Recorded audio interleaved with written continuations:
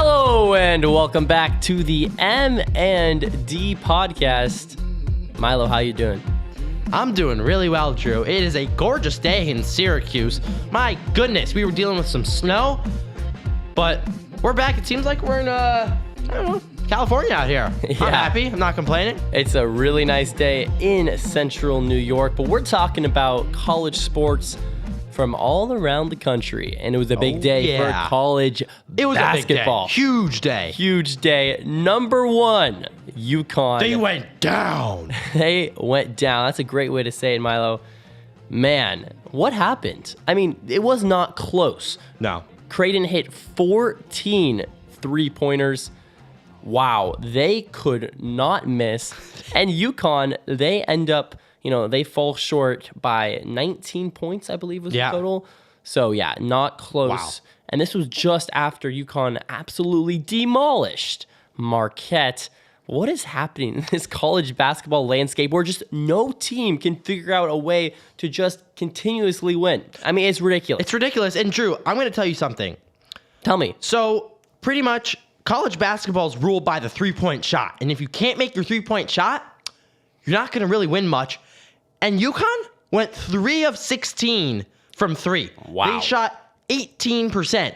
Now, Creighton, what'd they shoot? They shot 50%. They went 14 of 28. That is not a recipe to win games. And when Creighton, a pretty good team, it's not that big of an upset, actually. Number 15's very respectable. But UConn, you can't do that. No, sir. You can't struggle from perimeter like that. What? And UConn was meant to be the team that was going to go all the way. That was the team that everyone was looking at and saying, there's no consistent team in the, in college basketball except for UConn. Nah, Tristan Newton needs some backup. No. No. UConn is not. I don't know if I trust UConn anymore after this game. And it could just be Creighton had an all-time shooting night. But wow, I mean, that game was crazy. And we'll have to see what happens in college basketball.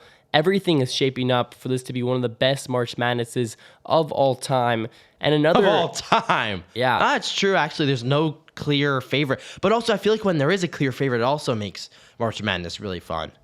Because then, the big upsets. Because now, if a team upsets, it's like, okay, well, who cares? They weren't even that good in the first place. That's true. That's a good point. But I think come tournament time, you're going to be saying, I'm glad that there are so many different teams that could win this thing. Like Texas Tech. Yeah. They're a team that has been getting hot lately. They almost lose to TCU, but they hold on, and they have a little bit of a comeback in the fourth quarter and end up beating TCU by 1 point in one of the best games of college basketball so far. Milo, what do you think about that game? I mean, what a game that was. Texas Tech barely held on to this one. And they needed it. It was a big win for Texas Tech. They came off a really close game against Iowa State. They lost by 8, but hey, you challenged a top 10 team and you come back and you barely beat TCU. I mean, a little bit of an up and down season for Texas Tech, but hey, a win is a win, and they had a bunch of players show up for them. I mean, 4 of their starters were in double digits, and when you get that, you don't even need your bench to really show up, but hey, their bench showed up anyway. You had 9 points from McKillian. Lindsay added in 8 points. That's a recipe for success there too, and it's almost a bonus. So TCU is a solid team. They really gave a challenge to Texas Tech, but at the end of the day, the ranked team came out on top. And Texas Tech, they'll be somewhere between a 4 and a 7 seed, somewhere in that range when push comes to shove in March, but this is a team that I think you could definitely see going quite far. Coach Grant Mack, he said, we don't win that game if it's not for the people in the building. I mean, I love our team. I love our fight. I love our consistent grit. And it's true. Down the stretch, they had to get stops, and they did. The whole atmosphere was just urging them on, and really that was the reason they won that game. But a reason a team, didn't win the game was the home field in BYU versus Baylor. BYU 25th ranked team, and they ended up beating Baylor by 7. That was a really good game. Yeah. Baylor did not... Baylor has been a great program over the last couple of years, but it seems to me that there are just certain games where they kind of just, fall apart a little bit. And hey, it's been a great season for for the Bears, but BYU got the best of them. And hey, there's one reason why that happened. It was because of the team play. When you play as a team, good things happen. And BYU had 20 assists to Baylor's 8. Yeah, that's a big difference. They have the chemistry going, and BYU squeaking in there. They're number 25. Who knows? Down the end of the season, they could be a threat. And when you have Jackson Robinson coming off the bench, he's averaging nearly 14 points per game. They're deep. They could get it done. I'm going to say it right now.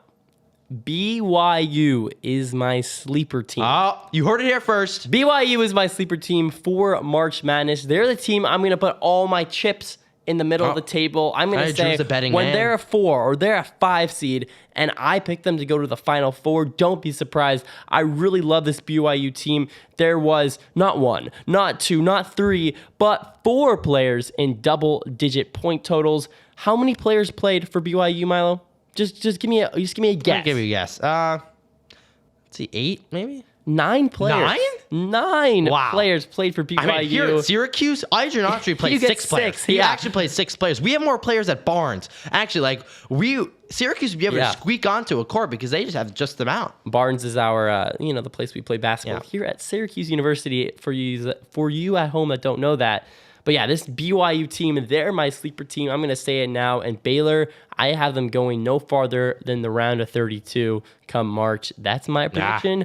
And let's move on to Utah State. Javion Mitchell was great. Yeah. But yeah. Utah State beats San Diego State in the battle of, I believe that's the Mountain West? Yeah. So that was a big game because San Diego State was ranked. I got a few friends down there in the... You're heading up there. I am. I'm heading down there, actually. Sure, you're heading down or there. New York and there, California. There, yeah. Okay. Cross down, sideways up, the whole thing. Yeah. Geography's fun. But anyways, yeah. San Diego State dropped this one. And this was a... when you look back, when Selection Sunday is happening, this is one that San Diego State is going to look at and be like, wait a second. What? We lost this one? They just did not come to play at all. They shot 15% from 3. Wow. Yeah, that is completely deserved for San Diego State.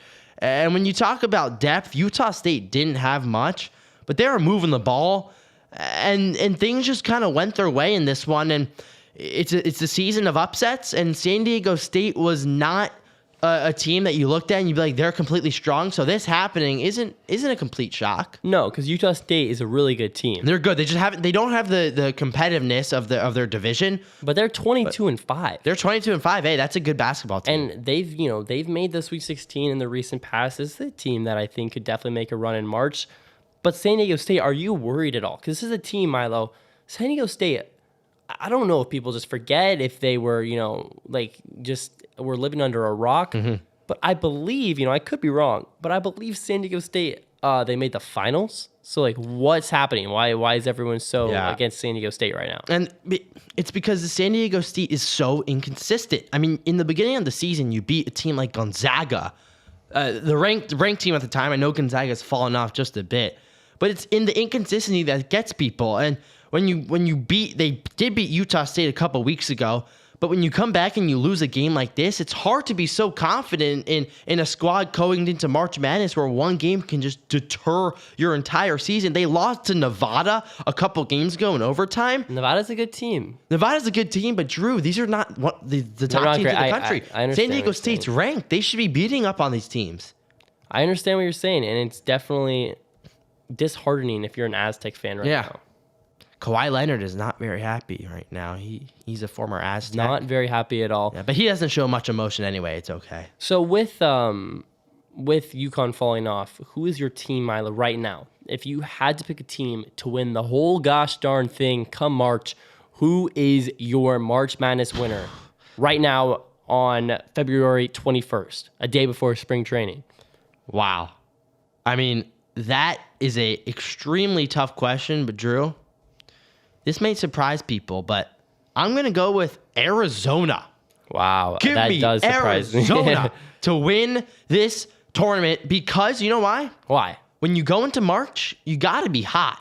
you can't limp in my opinion. You got to know what you're doing. And Arizona is on a pretty hefty win streak right now, and they've been beating up on some solid teams. They have high competition.